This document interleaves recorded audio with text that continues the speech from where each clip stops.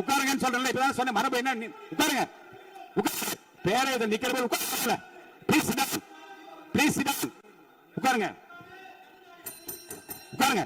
உங்களுக்கு வாய் படிப்பேன். நீங்க அமைதியா உட்காருங்க. வாய் படி. இப்ப நீங்க சொல்லாதீங்க என்ன இப்பவே என்று சொல்லி கட்டாயப்படுத்த உரிமை இல்லை. நான் அழிப்பேன். உரிய நேரத்தில் அழிப்பு. உட்காருங்க. நீங்க வெளியே போய் பேசுங்க. எனக்கு ஒன்றும் ஆட்சி முடியாது. வெளியில என்ன வெளியில வந்து கோஷம் போடுகின்றவர்கள் வெளியேற்றுமாறு அவை காவலரை கேட்டுக்கொள்ள. வெளியில போய் அவங்க என்ன பேசட்டும். வளாகத்துக்குள்ள இறங்க குரல் கொடுக்கூடாது. தயவுசெய்து வெளியே போக சொல்லுங்க. வெளியே அனுப்புமாறு கேட்டுக்கொள்கிறேன். போங்க.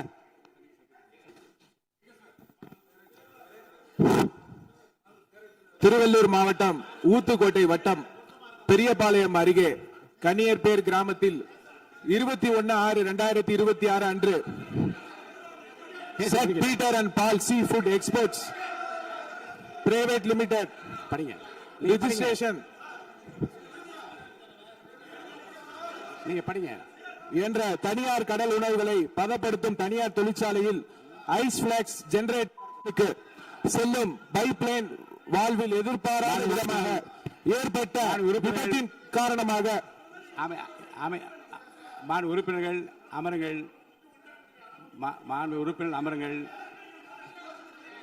உறுப்பினர்கள் அமருங்கள்.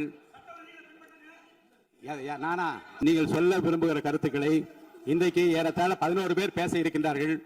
நீங்கள் என்ன சொல்ல விரும்புகிற கருத்து இருங்க. அமைச்சர் இப்போது 110 விதியின் கீழ் விளக்கம் அளிப்பார். இந்த விளக்கத்தில் உங்களுக்குள்ள கருத்துக்களை உங்களுடைய கட்சியின் சார்பில் பேச இருக்கின்றார்கள். பேசுகிறப்போ உங்க கருத்தை சொல்ற உரிமை நான் தருகிறேன். இந்த 0 அவர் கிடையாது. வினாக்கள் பாருங்க. பிசினஸ் அட்வைசரி கமிட்டியில உட்கார்ந்து பேசுகிற போது வினாக்கள் விடைகள் நேரமும் 0 அவர் கிடையாது என்று சொல்லிவிட்டோம். இப்போது இதை பற்றி இந்த கருத்துக்களை நீங்கள் பேசுகிற போது உங்கள் உறுப்பினர் சார்பில் எடுத்து வைக்க நான் அனுமதி அளிக்கிறேன். அப்போது நீங்கள் தாராளமாக பேச. மாண்புமிகு அமைச்சர் பேசுங்க. மாண்புமிகு பேரவைத் தலைவர் அவர்களே, திருவள்ளூர் மாவட்டம் ஊத்துக்கோட்டை வட்டம் பெரியபாளையம் அருகே கன்னியர்பேர் கிராமத்தில் 21/6/2026 அன்று செட் Peter and Paul seafood exports private limited company என்ற தனியார் கடல் உணவுகளை பதப்படுத்தும் தனியார் தொழிற்சாலையில் ஐஸ் பிளாக்ஸ் ஜெனரேட்டர் மிஷினுக்கு செல்லும் பைப்லைன் வால்வில் எதிர்பாராத விதமாக ஏற்பட்ட விபத்தின் காரணமாக அமோனியா வாயு கசிவு ஏற்பட்டுள்ளது. இந்த விபத்தின் காரணமாக இதுவரை அங்கு பணியில் இருந்த 74 நபர்கள், 70 பெண்கள், 4 ஆண்கள் பாதிக்கப்பட்டு அரசு தனியார் மருத்துவமனையில் அனுமதிக்கப்பட்டு சிகிச்சை பெற்று. உறுப்பினர் அமருங்க. உறுப்பினர் அமருங்க. நீங்க உட்கார்ந்தீங்கன்னா தான் நான் பேச முடியும். உட்காருங்க. எல்லாரும் உட்காருங்க. பாருங்க. நீங்க உங்க கட்சி தலைவர் பேசுற, நீங்க எல்லாம் குறுக்க ஏன் பேசுறீங்க? பேசாது, குறுக்க பேசாது. யாரோ ஒருத்தர் பேசுங்க.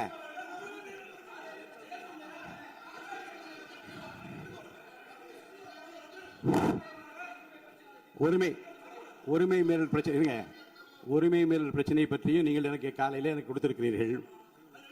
இருங்க, அதை உரிய நேரத்தில் தான் எடுக்க முடியும். இப்போது அதை எடுத்துக் கொள்வதற்கு இல்லை. இருங்க, நான் திரும்பவும் சொல்கிறேன். உங்கள் பிரச்சனையை பற்றி முற்றிலுமாக பேசுவதற்கு வாய்ப்பு இல்லை என்று நான் சொன்னால் நீங்கள் கவலைப்படலாம். உங்கள் கட்சியின் சார்பில் பேசுவதற்கு இன்னைக்கு அனுமதி அளிக்கிறேன். அப்ப பேசுகிற போது உரிமையும் பிரச்சனையும் பேசுங்கள், கோரிக்கை பற்றி பேசுங்கள், அமைச்சர் கூறியதுக்கும் பதில் பேசுங்கள்.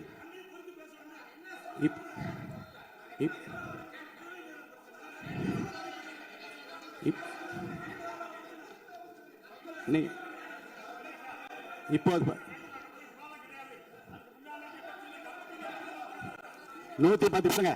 110 விதியின் கீழ் அமைச்சர் இருங்க. 110 விதியின் கீழ் 110 விதியின் கீழ் வேறு பிரச்சனை குறித்து அவர் பேசுகிறாரு. நீங்க அதை கேட்டுவிட்டு உங்க பிரச்சனை பற்றி நான் பதில் சொல்றேன். அது வரைக்கும் அமைதியாக உட்காருங்க. பேசுங்க.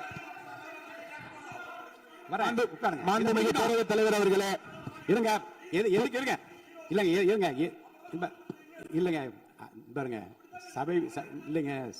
சபை விதிகளுக்கு உட்பட்டு தான் நடக்கிறேன். தயவுசெய்து சொல்றேன். அப்புறம் முன்னாடி அப்படி நடந்தது. பாருங்க, உரிமை பிரச்சனை பாருங்க. உரிமை பிரச்சனை. நீங்க பதிலுக்கு பதில் பேசிட்டா என்னால பதில் சொல்ல முடியாது. கொஞ்சம் அமைதியா கேளுங்க.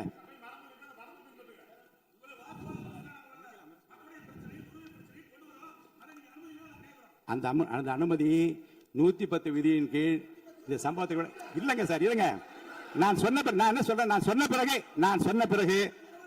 சொன்ன பிறகு மாண்பு அமைச்சர் தான் நீங்க அந்த 110 பேசுவார். நீங்க உட்காருங்க, உரிய நேரத்தை அதை பற்றி அனுப்புங்க.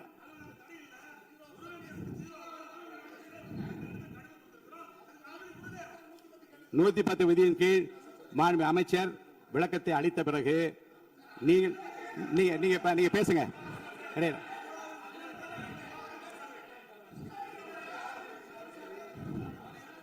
எல்லாம் ஒண்ணுதான்.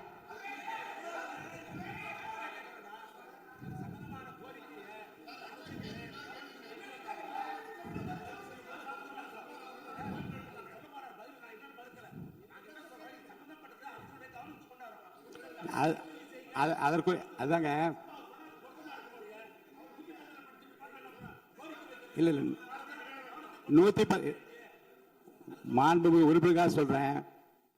110 விதியின் கீழ் மாண்புமிகு அமைச்சர் பேசிய பிறகு விவாதம் இல்லை. இருங்க, பேசி முடிச்சார். இருங்க பேசி முடிச்சார். இருங்க, நான் இப்போ பாருங்க, உங்களுக்கென்று உங்களுடைய கட்சியினுடைய உறுப்பினர் பேசுகிற போது இதே பிரச்சனை கொஞ்சம் கலந்து பேசுங்க. நீங்க அப்பவும் சொல்லுங்க.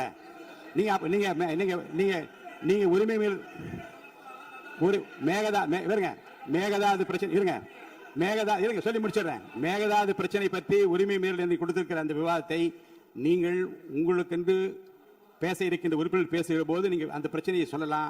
அதற்குரிய பதில் நான் சொல்றேன். அது உரிமை பிரச்சனையாக ஏற்றுக்கொள்ள முடியாத மாண்புமிகு அமைச்சர், நீங்க பதில் சொல்லுங்க.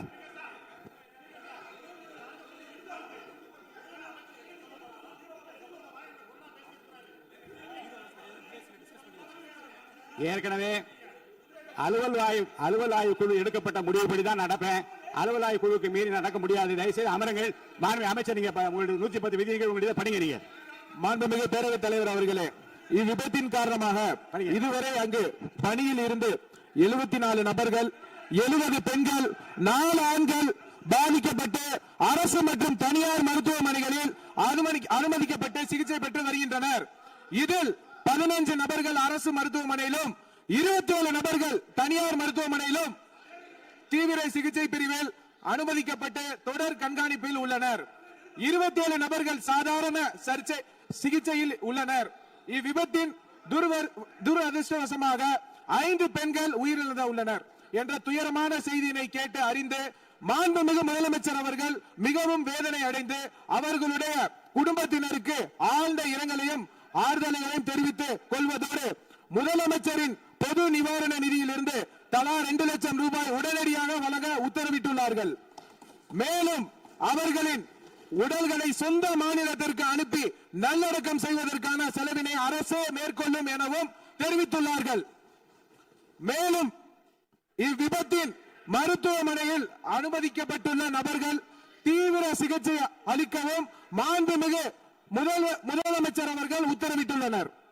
மேலும் இவ்விபத்தில் உயிரிழந்த மற்றும் பாதிப்படைந்த தொழிலாளர்களுக்கு தொழிலாளர் மாநில ஈட்டுறுதி காப்பீடு திட்டம் என்ற முறையில் ESI PF வருங்கால வைப்பு நிதியை வழங்கிடவும் மாண்புமிகு முதலமைச்சர் அவர்கள் உத்தரவிட்டுள்ளார். இவ்விபத்தின் குறித்து இயக்குனர், தொழிலாள பாதுகாப்பு மற்றும் சுகாதாரத்துறை இயக்குனர், பொது சுகாதாரத்துறை மற்றும் தமிழ்நாடு மாசு கட்டுப்பாட்டு உறுப்பினர் செயலாளர் தலைமையில் ஆய்வு மேற்கொள்ளப்பட்டு முதற்கட்ட விசாரணை அறிக்கையின் 24 மணி நேரத்துக்கு உள்ளாகவும் முழுமையான விசாரணை 3 நாட்களுக்கு சமர்ப்பிக்குமாறு மாண்புமிகு முதலமைச்சர் அவர்கள் உத்தரவிட்டுள்ளனர். இனி வரும் காலங்களில் இது போன்ற விபத்துகளை தவிர்க்கும் பொருட்டு அசாடஸ் இண்டஸ்ட்ரிகளை உடனடியாக குழு அமைத்து ஆய்வு செய்யவும் மாண்புமிகு முதலமைச்சர் அவர்கள் உத்தரவிட்டுள்ளனர். அதன் அடிப்படையில் உடனடியாக நடவடிக்கை மேற்கொள்ளப்படும் என மாண்புமிகு பேரவைத் தலைவர் வாயிலாக தெரிவித்துக் கொண்டு மொத்தம் 54,957 தொழிற்சாலை உள்ளன.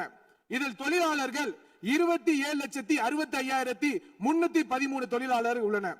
இதில் அபாயகரமான தொழிற்சாலைகள் 6,669 உள்ளனர். இனி வரும் காலங்களில் தமிழ்நாடு முழுவதிலும் உள்ள அனைத்து தொழிற்சாலைகளிலும் இதுபோல் நடக்காம இருக்க அனைத்து விதமான நடவடிக்கையும் மேற்கொள்ளப்பட்டு சட்ட ரீதியாக நடவடிக்கை மேற்கொள்ளப்படும் என்பதை பேரவைத் தலைவர் வாயிலாக தெரிவித்துக் கொண்டு விடைபெறுகிறேன். நன்றி.